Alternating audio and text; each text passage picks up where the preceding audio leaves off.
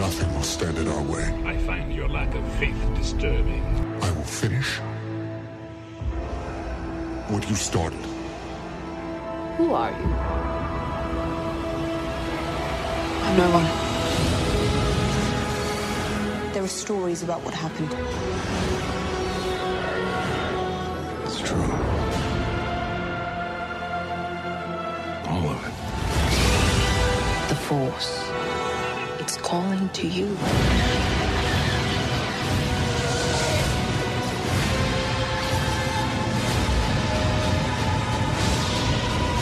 My Nerd Road. Just let it in. Every time I hear that intro, because I have two intros on the show. I have that one, which is more of the classic doing that thing with my fingers intro. And then I have the Rise of Skywalker intro that I use quite often when we're talking about the Rise of Skywalker, which is quite often. That original intro, though, really does consistently give me goosebumps. And I know that it does capture a theme within The Force Awakens. But every time I hear it, I feel like, there's another opportunity. If Disney does, or when Disney decides to do an episode 10, 11, 12, and it looks like it'll be quite a long time until we get there. I mean, that is still a concept that was in The Force Awakens that I think could work even better with more distance in terms of when the next sort of saga film gets released, and whatever that time frame is within the Star Wars timeline. This idea of there were stories about what happened, right? It's true, all of it. And again, I know that was in The Force Awakens, but just that trailer, man, gives me goosebumps every single time I hear it. And it makes me want to go watch The Force Awakens, which is the whole purpose of those trailers in the first place. And then on top of it, it makes me think, man, I mean, just to be able to kind of go down that road again even further with more stories to tell with a new generation of heroes and villains that may not be familiar with what came before it. I don't know. That trailer and that intro to the show just sparked that in me. Welcome to the show this week, and I know it's coming at a rather odd time, and there's a very specific reason for that. It is my Nerd World. Welcome to it, a Star Wars podcast. I am your host, Jon Justice. This is going to be, if you haven't looked at the timestamp already, a shorter show because I wasn't planning on doing a show until this coming weekend. So, heading into this last weekend, I had a show all put together, and basically today's podcast is going to be a preview of the full show that'll come this weekend. But I was presented with a very cool opportunity that I really need your help on. This will not require any money from you or purchasing of anything. It's just going to require you to hit a link and go and vote. That's it. It'll take less than 30 seconds of your time. Okay, so I'll tell you what that is here coming up in just a moment. So I was heading in to do the show this weekend, and I started getting wind of a bunch of leaks coming out. We have a lot of different productions that are cranking up. There's been a lot of speculation that The Mandalorian Season 3 has already been in production. There's been a lot of talk that the Boba Fett series is actually kind of a Mandalorian Season 3, and that the production for The Mandalorian Season 3 officially has not begun, but a lot of people have been saying that there has been production going on. They think it's for The Mandalorian Season 3, but really it's been about Boba Fett, the Book of Boba Fett, which I believe has now wrapped, of which The Mandalorian is also supposed to appear. There's been some rumors going around, and again, I'll get into more detail of it this weekend. There's been some rumors going around that I've been hearing. I've been told that there is a big possibility that coming up in the Book of Boba Fett, we could see Grogu. And not only see Grogu again, but also see Luke Skywalker and Luke Skywalker training Grogu.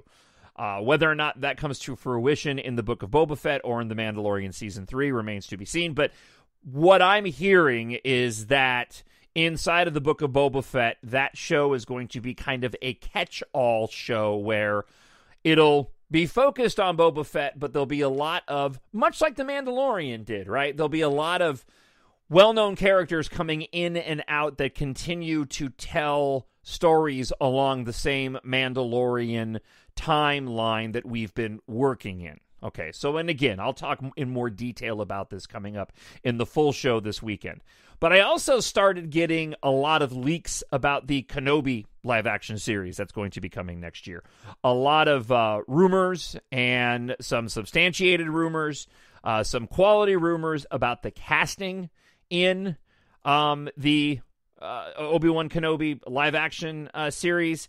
Really excited to share this stuff with you this weekend. A lot of rumors swirling around Princess Leia as a kid, as a young child, being a major focal point of the Kenobi live-action show, which will also apparently, according to rumors, include R2-D2 and C-3PO, which would make sense, considering they were attached to Leia. So having those two droids as a part of the storyline with a young Leia. We'll get into, again, a lot of pushing off to the weekend show. This is kind of your preview. This is kind of your tease.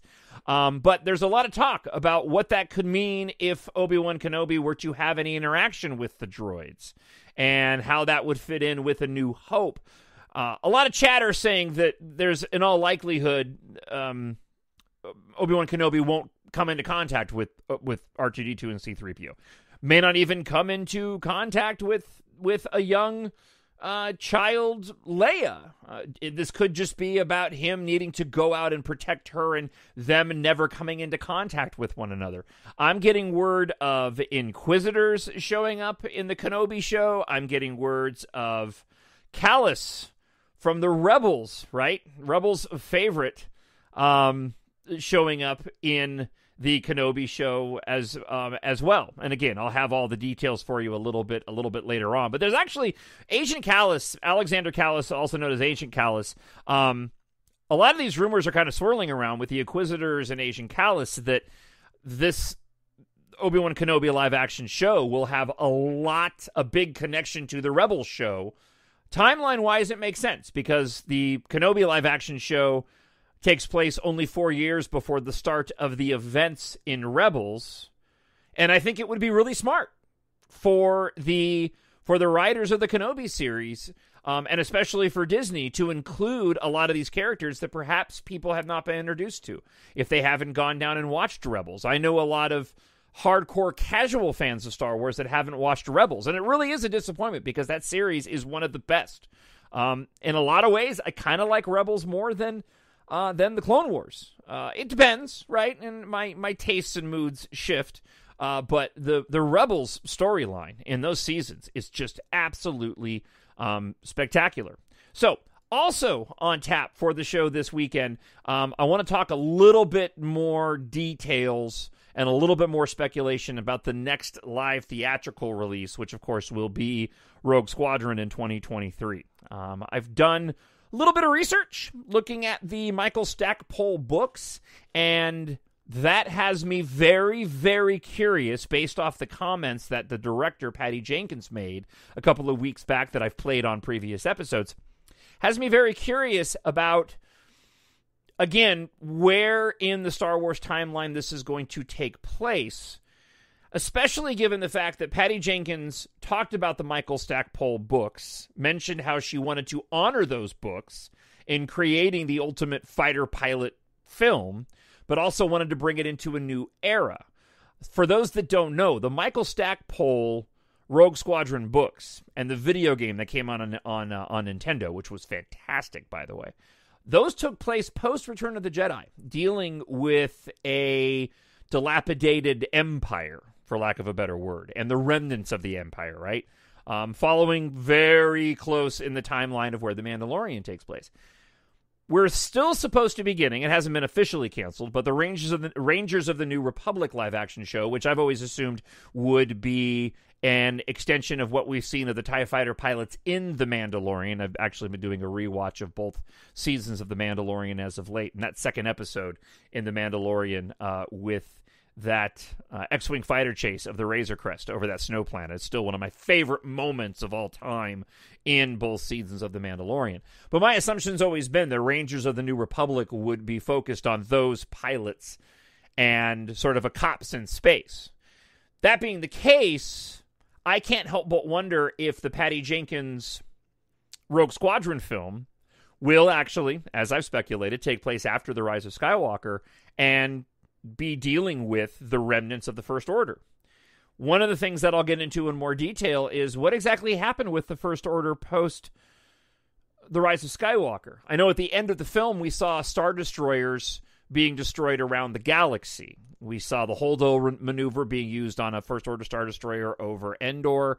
We saw a Star Destroyer going down near Cloud City. We saw another Star Destroyer going down over Jakku. Watch that shot again, too, because you can see Rey's speeder wrecked in the Jakku Desert next to the X-Wing fighter that's wrecked in the Jakku Desert that was originally in The Force Awakens.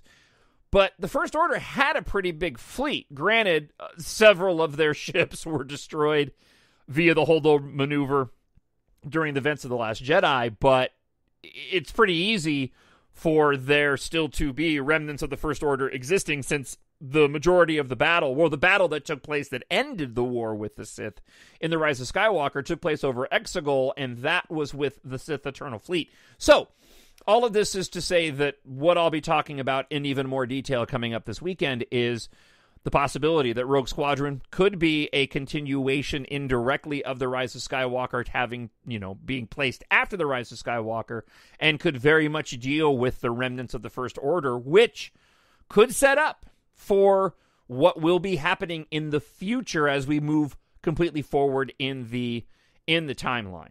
So, again, we got a really, really jam-packed show to get to this weekend. And the whole reason why I didn't do a show this past weekend was because there's more details coming out.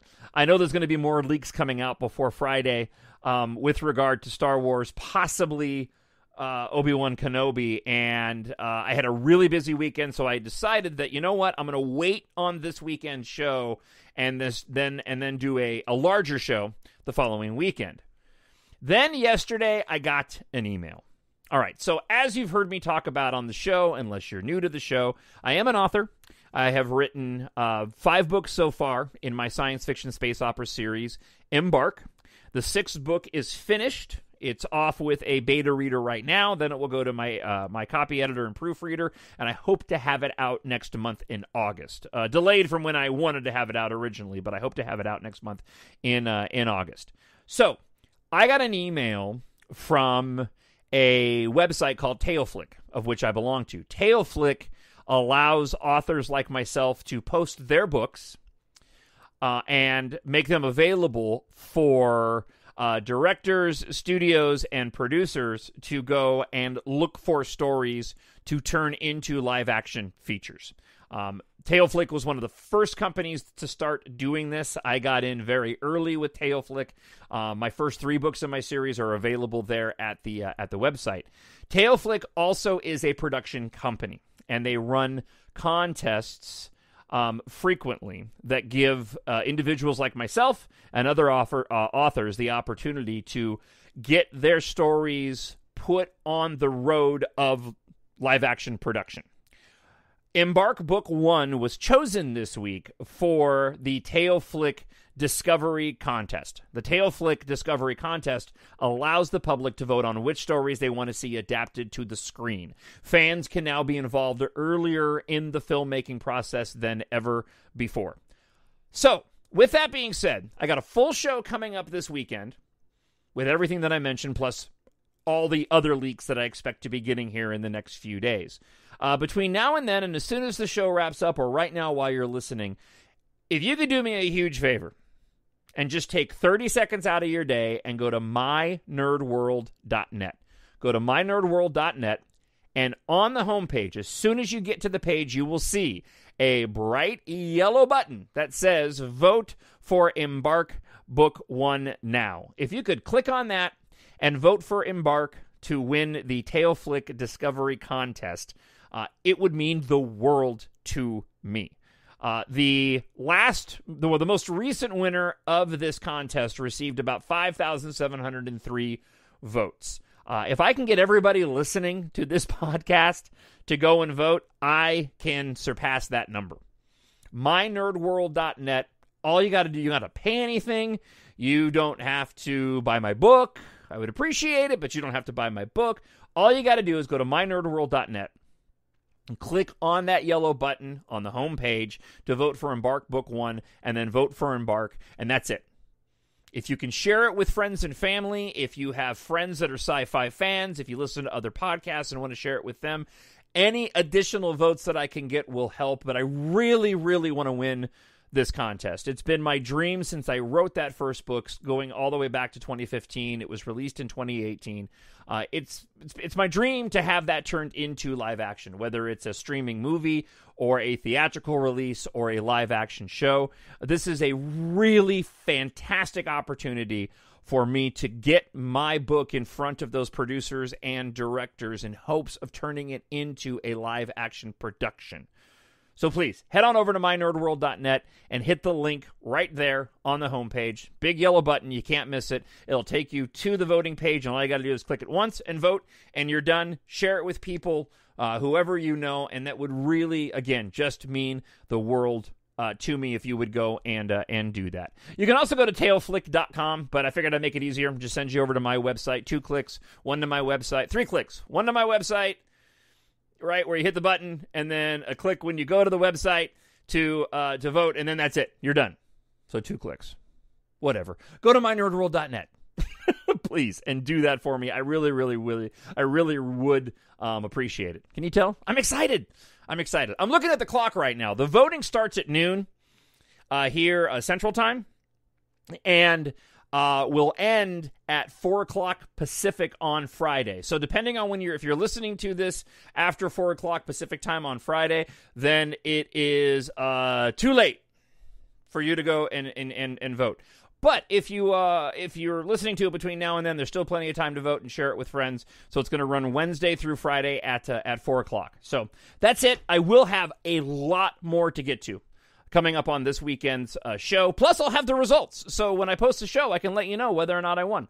And I hope to say that I did. So thank you so much for checking out this brief podcast. And thank you so much for going and helping me edge a little bit closer to getting Embark turned into a live action feature. All right, that wraps it up. I got to get to posting on social media and emailing a bunch of people and putting up posts on Facebook as well. You can follow me on Twitter at @TheMyNerdWorld or at Jon, Jon Justice. Those are both of my accounts. You can also find me on Instagram at @Jon Justice and on Facebook under just Jon Justice on Facebook as well. Jon, not John. All right, I'll talk to you again this weekend. Wish me luck. Say a prayer. I would greatly appreciate it. And most importantly, go to mynerdworld.net and go vote. I'll talk to you again here in just a few days. Bye. The Force will be with you, always. My Nerd World.